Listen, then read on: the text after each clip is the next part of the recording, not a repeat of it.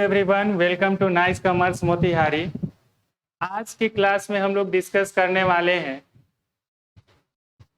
Accounting cycle. आज का हमारा टॉपिक होगा अकाउंटिंग साइकिल।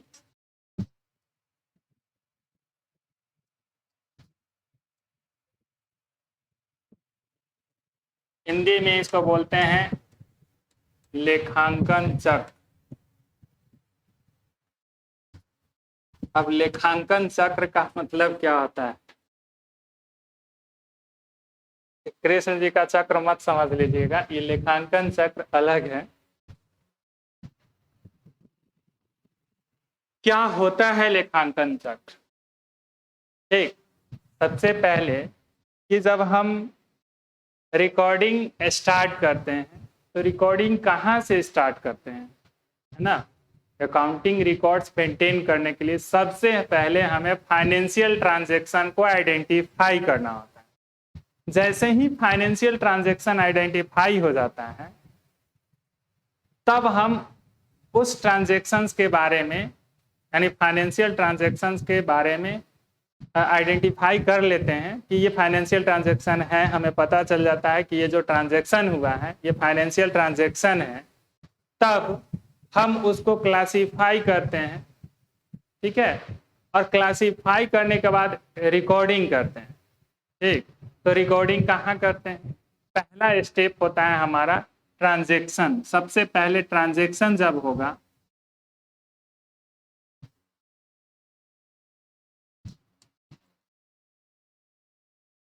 ट्रांजैक्शंस का मतलब होता है लेन देन। तो जैसे ही लेन देन हम ये आइडेंटिफाई कर लेंगे कि ये जो ट्रांजैक्शन है फाइनेंशियल ट्रांजैक्शन है, लेन देन जो है वो वित्तीय लेन देन है, तब हम इसको फर्स्ट टाइम रिकॉर्ड करते हैं। कहाँ पे? फर्स्ट टाइम जब हम रिकॉर्ड करते हैं तो उसको बोलते हैं जर्नल।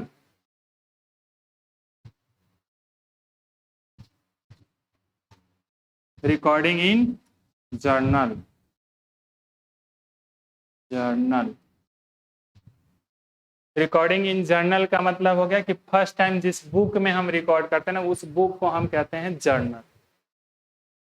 अब जब जर्नल जब हम बना लेते हैं तब हम इस से एक लेजर पोस्टिंग करते हैं, यानी posting into the ledger. Posting into the laser.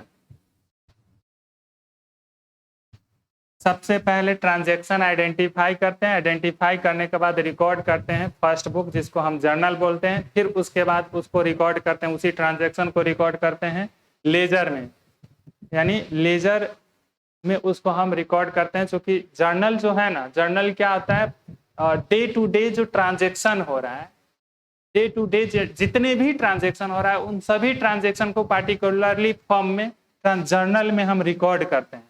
तो बताइए, एक दिन में बहुत ज़्यादा ट्रांजैक्शन हो सकता है। अगर ऑर्गेनाइजेशन बहुत बड़ा है तो ट्रांजैक्शन भी बहुत बड़ा होगा ना, बहुत बड़ी संख्या में होगा। बहुत बड़ी संख्या में होगा तो बड़ी संख्या में हमें जर्नल एंट्रीज भी जर्नल में रिकॉर्ड करना पड़ेगा, तो वो हो जाता है बहुत बड़ा बुक।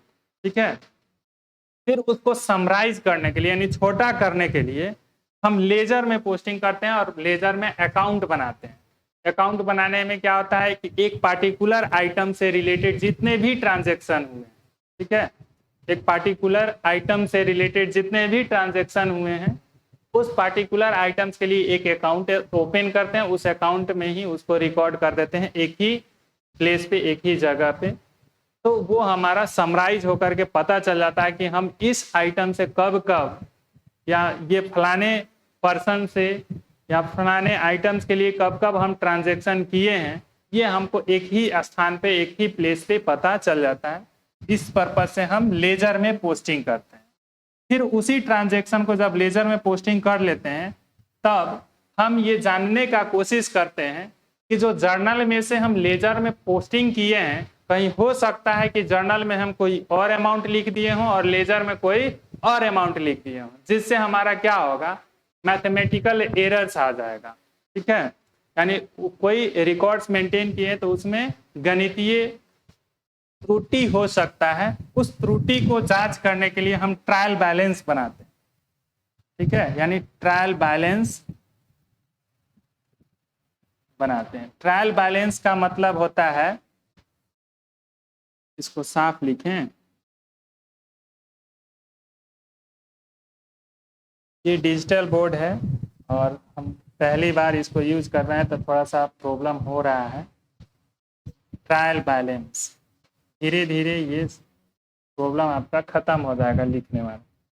ट्रायल बैलेंस में हम इसको क्या करते हैं, रिकॉर्ड करते हैं, ट्रायल बैलेंस बनाते हैं। ट्रायल बैलेंस बनाने का पर्पस होता है कि जो हम लेजर में पोस्टिंग किए ना जर्नल से, उसमें कोई गलती तो नहीं हुआ है, इसका पता लगाने के लिए हम ये ट्रायल बैलेंस बनाते हैं।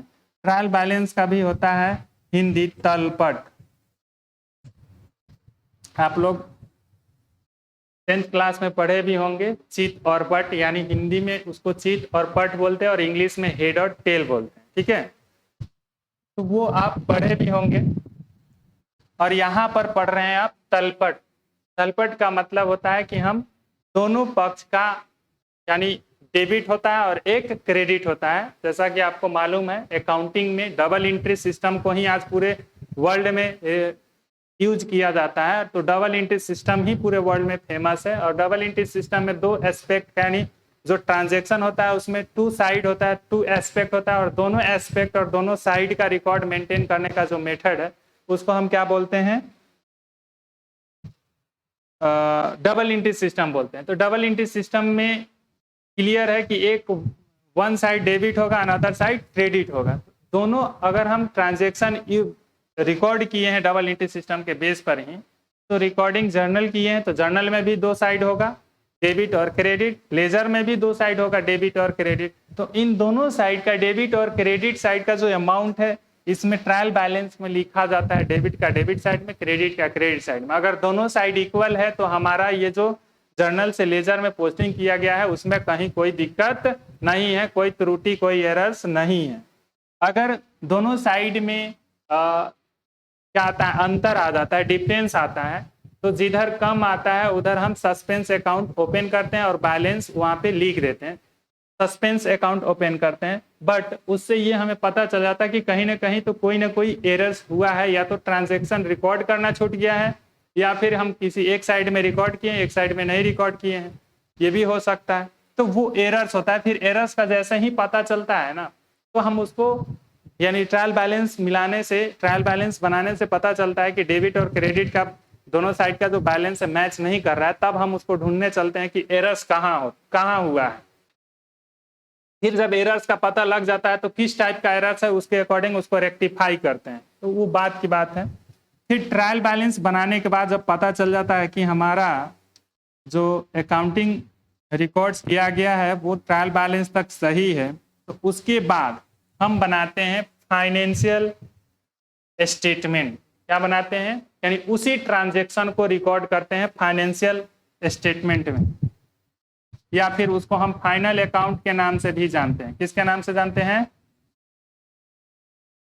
फाइनल अकाउंट के नाम से भी जानते हैं। और फाइनल अकाउंट क्या है इसके बारे में थोड़ा सा हम पता कर ही लेते हैं, बाद में जानने का तो मौका मिलेगा ही, अभी से ही इसके बारे में समझ लेते हैं। फाइनल अकाउंट क्या होता है, अंतिम खाता। यानी किसी भी ऑर्गेनाइजेशन का जब हम अकाउंटिंग रिकॉर्ड मेंटेन कर रहे होते हैं, तब हम उस ऑर्गेनाइजेशन का बहुत सारा अकाउंटिंग रिकॉर्ड मेंटेन करने के बाद फाइनली, यानी जब उसका ईयर समाप्त होता है, फाइनेंशियल ईयर, किसी भी ट्रांजैक्शन, सॉरी, किसी भी ऑर्गेनाइजेशन का एक अपना फाइनेंशियल ईयर होता है। अगर फाइनेंशियल ईयर को फॉलो कर रहे हैं, ठीक है, तो फाइनेंशियल ईयर में जैसे ही फाइनेंशियल ईयर हमारा इंड होगा, तो फाइनेंशियल ईयर इंड होने के बाद हमें एक फाइनल रूप में अकाउंट तैयार करना पड़ता है जिसको हम फाइनल अकाउंट कहते हैं। अब फाइनल अकाउंट में क्या क्या बनता है, तो कंपनी का बनता है एक ट्रेडिंग अकाउंट। कंपनी या ऑर्गेनाइजेशन जो बिजनेस करता है ट्रेडिंग अकाउंट बनाते हैं फाइनल अकाउंट के अंदर। दूसरा बनाते हैं profit and loss account, profit and loss account. फिर एक और बनाते हैं बैलेंस शीट। ये तीन चीज फाइनल अकाउंट में बनता है, बैलेंस शीट। ठीक। अब ये ट्रेडिंग अकाउंट जो बनाते हैं ना, ग्रॉस प्रॉफिट को जानने के लिए बनाते हैं। किसको जानने के लिए? ग्रॉस प्रॉफिट को, कि कुल लाभ कितना हुआ है। हम जो ट्रांजैक्शन किए हैं, बिजनेस किए हैं, उस बिजनेस में जो हम ट्रांजैक्शन किए, उस ट्रांजैक्शन को करने से हमें टोटल प्रॉफिट कितना हुआ है। और टोटल प्रॉफिट यानी ट्रांजैक्शन करने के लिए हमें बहुत सारे ऑफिस वगैरह जो मेंटेन, ऑफिस वगैरह ओपन करके उसका भी एक्सपेंस वगैरह को मेंटेन करना होता है।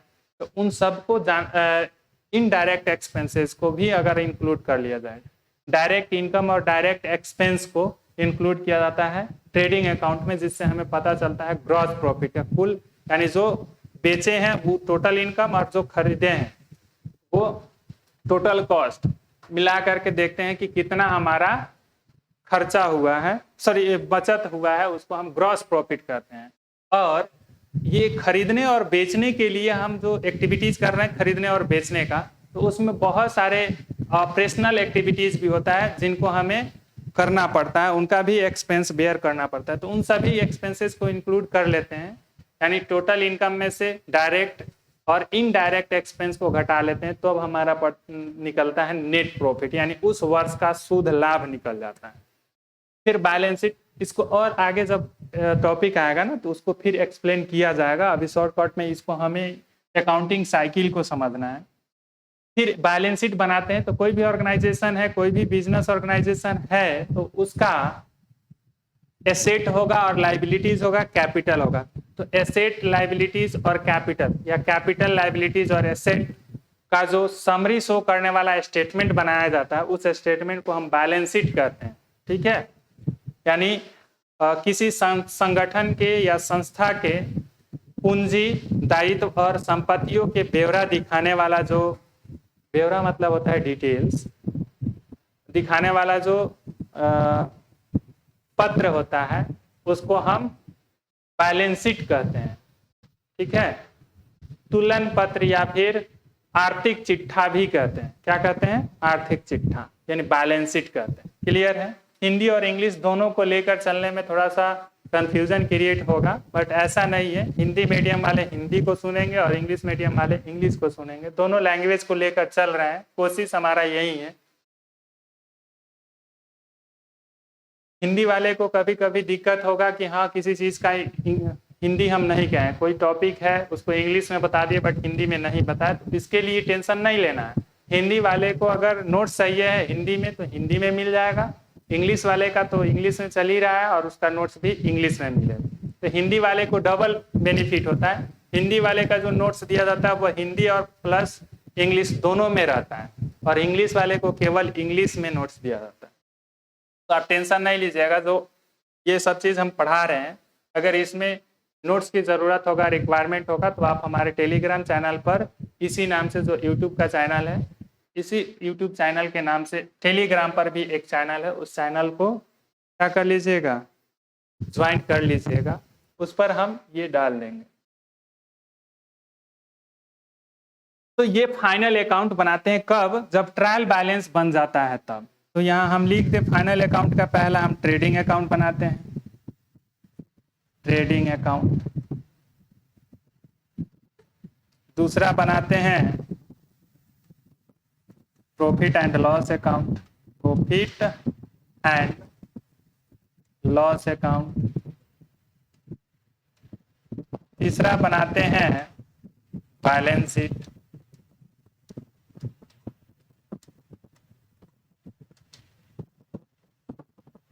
उसके बाद हमारा ट्रांजैक्शन खत्म हो जाता है, यानी एक ट्रांजैक्शन, कोई भी बिजनेस ट्रांजैक्शन है, कोई भी बिजनेस ऑर्गेनाइजेशन है, उसका जो फाइनेंशियल ट्रांजैक्शन, एक ट्रांजैक्शन को हम डिटेक्ट करते हैं।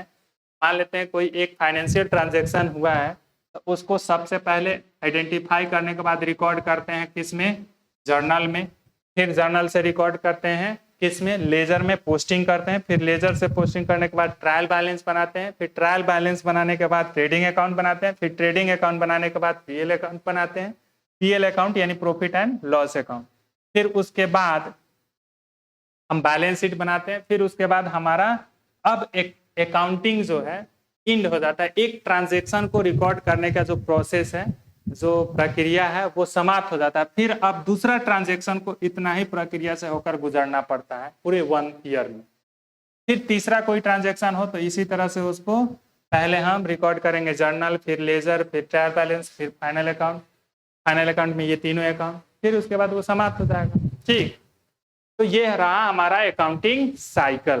तो अकाउंटिंग साइकिल में जो ये आप देख रहे हैं लास्ट का, इसको हम बोलते हैं फाइनल अकाउंट। लेकिन अब ये फाइनल अकाउंट का नाम चेंज हो गया, ठीक है। या फिर यूं कहें तो इंडियन कंपनी एक्ट 1956 का जो पुराना प्रावधान था उसके हिसाब से ये सब बनता था। अब इंडियन कंपनी एक्ट 2013 के अकॉर्डिंग एक सेक्शन है, उस सेक्शन का नाम है 129, यानी सेक्शन 129 का शेड्यूल है 3rd, जिसके पार्ट 1 और पार्ट 2 में फॉर्मेट दे दिया है statement of profit and loss का, और स्टेटमेंट ऑफ एक स्टेटमेंट दे दिया है, फॉर्मेट दे दिया है statement of profit and loss, ठीक है, स्टेटमेंट बैलेंस शीट का, यानी पोजीशन स्टेटमेंट जिसमें बैलेंस शीट बनाते हैं। तो इस फाइनल अकाउंट का नाम है चेंज हो गया है, और फाइनल अकाउंट का नाम चेंज होकर बन गया है फाइनेंशियल स्टेटमेंट। फाइनल अकाउंट का नाम चेंज होकर बन गया है फाइनेंशियल स्टेटमेंट। फाइनेंशियल स्टेटमेंट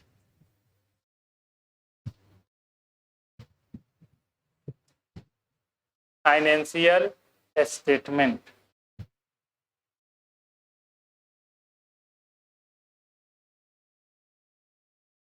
वित्तीय विवरण। इसको 2 भाग में बांटा गया है। एक बांटा गया है इनकम स्टेटमेंट,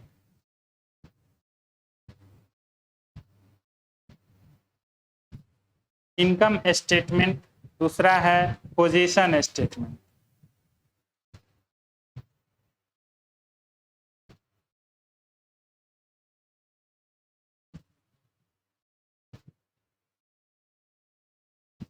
इनकम स्टेटमेंट का हिंदी होता है आय विवरण।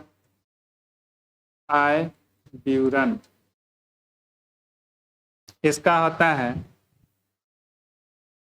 स्थिति विवरण।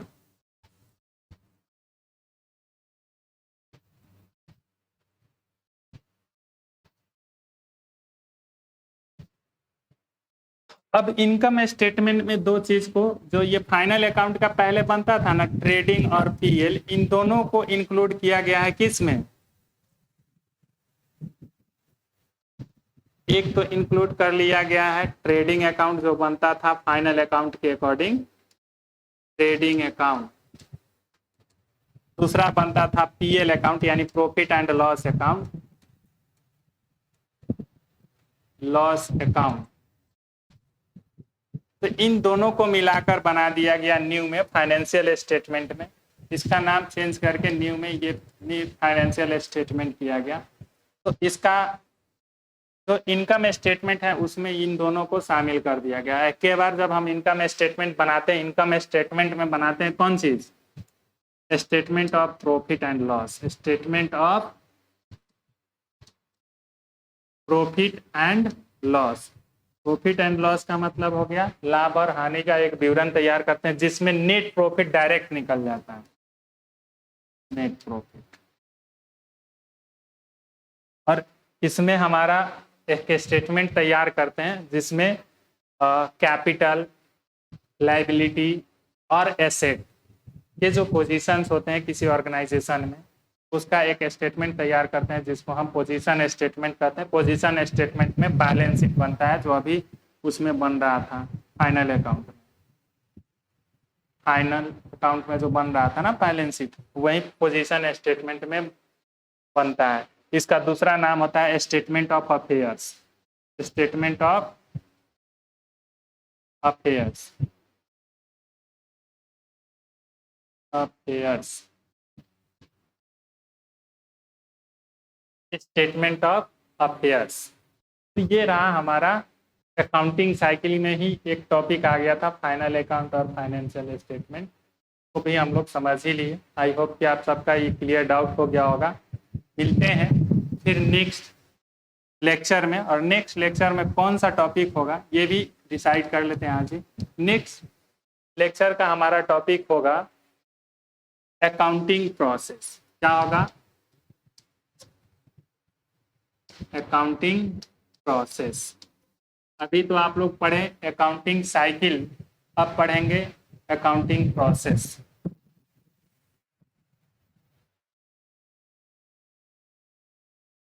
तो अकाउंटिंग प्रोसेस में इसका हिंदी होता है लेखांकन प्रक्रिया। कल के लेक्चर वीडियो में हम लोग समझेंगे कि क्या होता है अकाउंटिंग प्रोसेस, क्या होता है अकाउंटिंग साइकिल के बारे में आज हम लोग क्लियर कर ही लिए हैं। एक मिनट रुक जाएगा थोड़ा सा।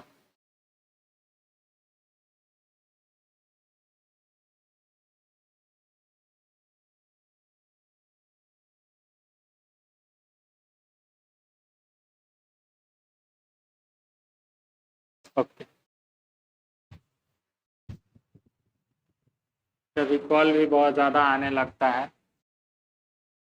अकाउंटिंग प्रोसेस के बारे में हम लोग डिस्कस करेंगे कल। क्या होता है अकाउंटिंग प्रोसेस, अकाउंटिंग प्रोसेस में कौन कौन से काम किए जाते हैं, ये हमारा टॉपिक कल का है। यानी कल बोले तो नेक्स्ट क्लास का है, जब भी नेक्स्ट क्लास हो, नेक्स्ट क्लास में हम लोग डिस्कस करेंगे अकाउंटिंग प्रोसेस। आज के लिए इतना ही, मिलते हैं फिर नेक्स्ट क्लास में। That's all.